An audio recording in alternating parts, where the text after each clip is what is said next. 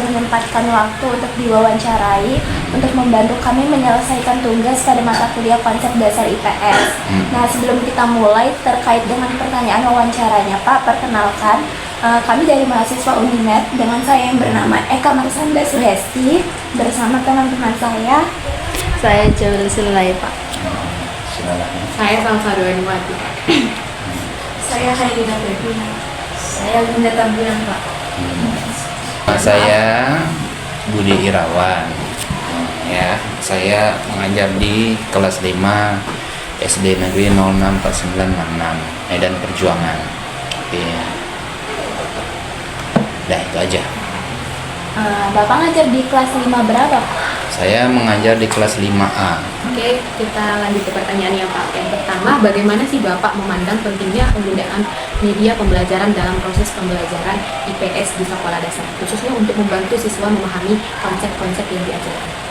Ya, menurut saya penggunaan media pembelajaran di sekolah itu sangatlah penting, ya. Kita sebagai guru juga tidak bisa berdiri sendiri tanpa penggunaan media pembelajaran.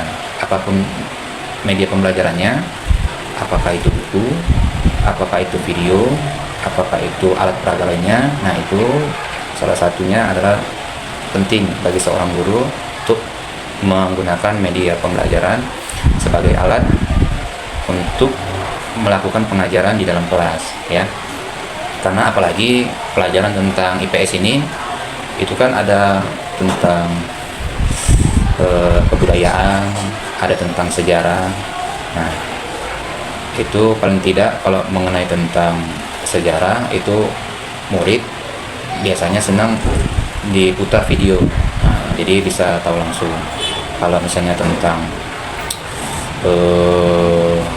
wilayah atau daerah, ya, kewilayahan, itu biasanya murid senang itu ditunjuk di mana tempatnya. Itulah saya menggunakan peta atau globing. Nah, itulah menurut saya. Jadi penggunaan media pembelajaran bagi seorang guru itu sangatlah penting, ya. Yang kedua, media pembelajaran apa saja sih yang biasanya Bapak gunakan saat mengajar pembelajaran mata pelajaran IPS? Ya, kebetulan di kelas 5 ini ada pelajaran tentang kebudayaan, jadi keberagaman dalam kebudayaan. Nah, itu saya kemarin membuat poster, ya, poster seperti misalkan di Sumatera ini ada berbagai jenis suku. Nah, jadi saya buat ini loh, nah, yang namanya suku Nias. Jadi mulai dari penggunaan pakaian adat, nah, kemudian apalagi seperti misalnya tari-tariannya ini. Nah, jadi mereka itu bisa tahu langsung dengan adanya bentuk-bentuk daripada poster itu. Selain itu juga tentang sejarah pahlawan.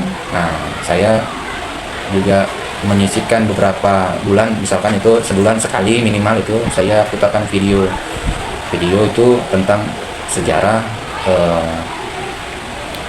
Indonesia melawan penjajah, ya, baik itu dari Portugis, Spanyol, Belanda, ataupun yang terakhir Jepang. Nah, jadi itu sangat menarik bagi murid-murid saya khususnya gitu. Biasanya saya menggunakan media tersebut video, ya.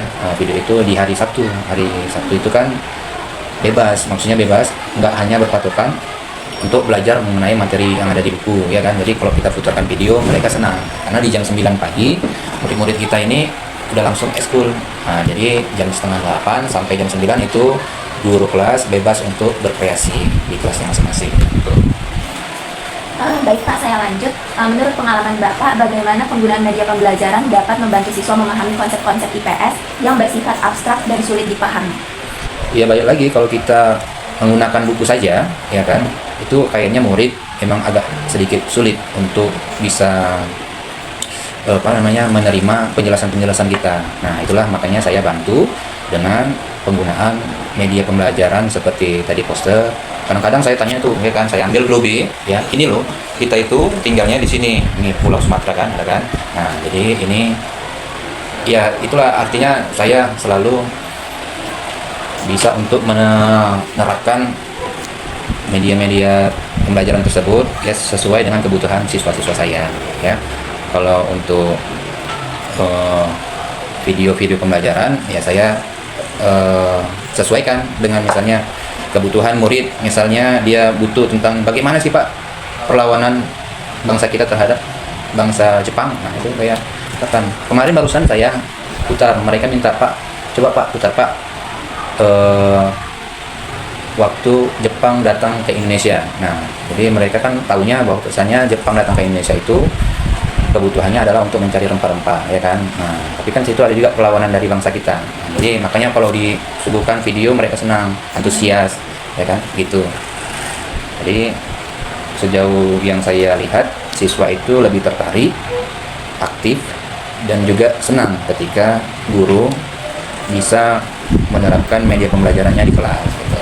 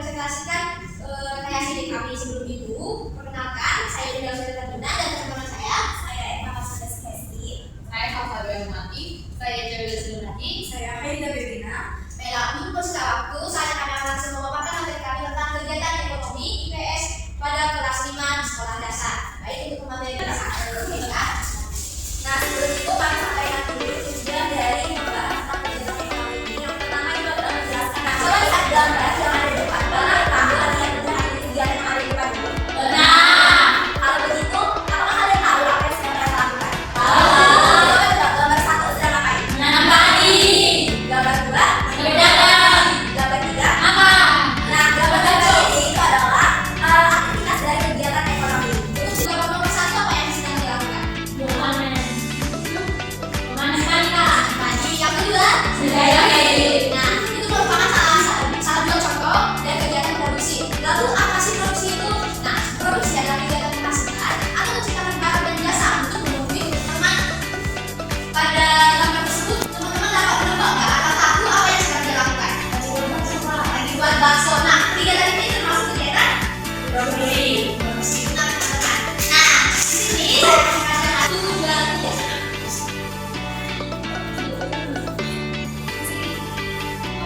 8, 9, 14, 15, 17, 18, 22, 23, 26, 27, 8, 29, 30. Menghasilkan. Ini kan kelas 3 itu produksi. Dan teman-teman dapat menghasilkan sebuah gambar dan cukup sulit. Terima kasih. Tahap yang kedua ada di distribusi. Jadi coba teman-teman bayangkan, misalnya tadi ada pabrik es krim di kota A dan kita kok bisa ya pabrik es krim di kota A bisa sampai ke warung kita. Nah, disitulah adanya proses distribusi. Jadi kami bisa memesan